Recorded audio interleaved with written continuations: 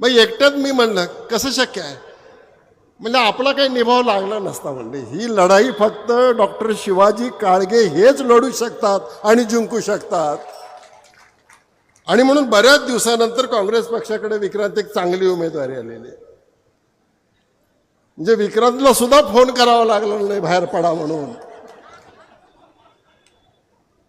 कारण विक्रांत हा चांगला राजकारणी असल्याबरोबर चांगला भविष्यकार सुद्धा आहे. काय होणार आहे हे आपल्यापेक्षा अगोदर विक्रांतला कळतं. हे चांगली देणगी आहे, ईश्वरी देणगी आहे. काय पाटील बरोबर आहे की नाही.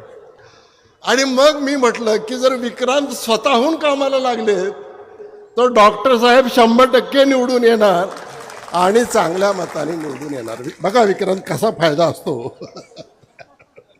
म्हणून मोबाईल नुसतं हे करायचं नाही, तर बारकाईनं बघायचं. कोण आहे, कुठे आहे, काय चेहऱ्यावर भाव आहे, कसा उभा आहे, किती अंतरावर आहे, कशा हातवारे करतोय, या सगळ्या गोष्टी बारकाईनं पाहिल्यानंतर मला खूप चांगलं चित्र दिसतंय. आणि म्हणून जेव्हा अधिकार असतो तेव्हा आम्ही अधिकार गाजवत नाही. राहिलेले 4.5 वर्ष मात्र आपण मग मोर्चे काढतो. गांधी चौकामध्ये गॅसच्या किमती लागल्या म्हणून तिथं चपात्या करत बसतो. आता तुम्ही चपात्या करायच्या नाहीत विक्रांत, तुम्ही म्हणजे काँग्रेसवाल्यांनी. किरण बाजूला ते म्हणजे साहेब माझ्यावर बिघडले की काय वगैरे. आता चपात्या करायचं काम आपण त्यांच्याकडे देणार आहोत.